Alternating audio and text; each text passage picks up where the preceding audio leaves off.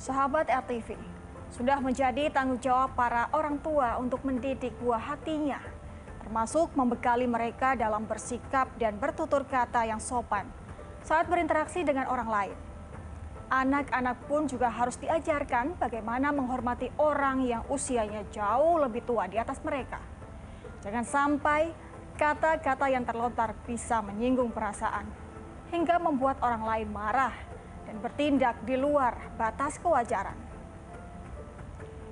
Laporan ini sekaligus menutup perjumpaan kita kali ini. Tetap saksikan program Turn Back Crime setiap Senin pukul 23 waktu Indonesia bagian Barat hanya di RTV. Saya Ratno Ayub. Salam Turn Back Crime, menumpas kejahatan.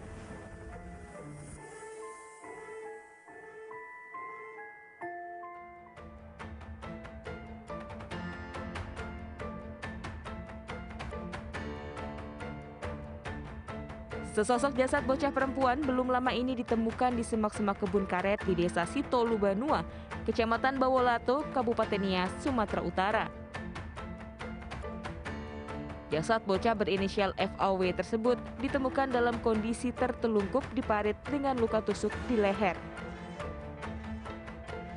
Sehari setelah penemuan jasad korban, seorang pria bernama Elisman Hareva menyerahkan diri dan mengaku sebagai orang yang bertanggung jawab telah menghabisi nyawa FAW.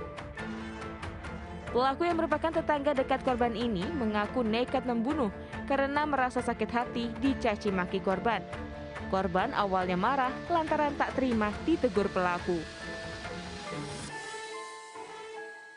Peristiwa serupa juga terjadi di Kecamatan Batanggansal, Kabupaten Indragiri, Hulu Riau. Bocah laki-laki berinisial BFR, usia 13 tahun ditemukan tewas dengan kondisi tanpa kepala. Di tubuh korban juga terdapat luka bekas sabetan benda tajam.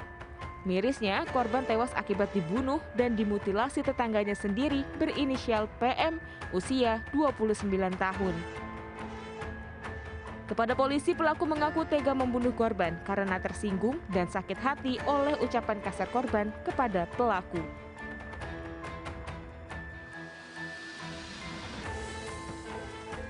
Dari dua fenomena tersebut, kriminolog Luki Nurhadianto menilai pembunuhan terhadap para bocah itu masuk ke dalam kategori personal murder atau pembunuhan secara personal yang disebabkan pelaku tidak bisa mengontrol emosinya dengan baik.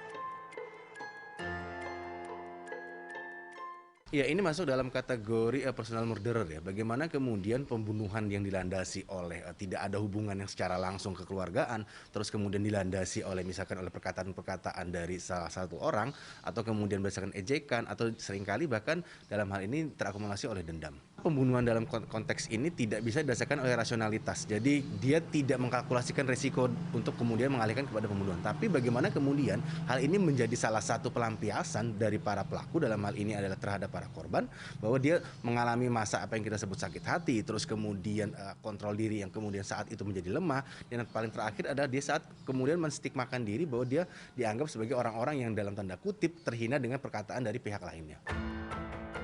Terkait dengan tindakan keji yang dilakukan pelaku terhadap bocah di bawah umur, kriminolog menilai tindakan tersebut memang di luar batas kewajaran. Namun faktor eksternal seperti kendala pekerjaan, tekanan pihak keluarga, atau tidak memiliki relasi sosial yang luas seringkali membuat pelaku mencari sumber pelampiasan. Selain itu, anak-anak juga merupakan target yang paling rentan dalam konteks kejahatan, selain kaum perempuan dan orang tua. Korbannya adalah anak, itu menjadi target paling potensial dalam konteks kejahatan, selain perempuan dan juga orang tua. Nah, saat kemudian anak itu sudah menjadi korban, maka lampiasan emosi yang paling bisa mereka lakukan adalah segera melampiaskan semaksimal mungkin. Jadi saat kemudian sudah dalam kategorinya adalah pembunuhan, itu sudah first murder degree adalah tingkat kejahatan yang paling serius. Sehingga saat kemudian dia sudah melakukan ini, tidak perlu lagi dia memikirkan bagaimana resiko yang muncul, bagaimana kemudian hal yang perlu dihadapin. Yang perlu dihadapin adalah dia akan melampiaskan emosi yang dia rasakan, perasaan-perasaan yang selama ini tidak tersalurkan terhadap target atau dalam hal ini adalah korban. Sejatinya, anak-anak memang selalu membutuhkan pendampingan orang tua dalam segala hal. Sudah menjadi tanggung jawab orang tua untuk membimbing dan mendidik buah hatinya saat berinteraksi dengan orang lain. Orang tua juga perlu mengingatkan anak-anaknya ketika berkomunikasi dan bergaul dengan orang yang lebih dewasa, agar selalu waspada dan tidak menjadi korban yang potensial dalam konteks kejahatan. Dari Jakarta, Izal Ramadhani, Sarasnita Sahara, Turn Back Crime, RTV.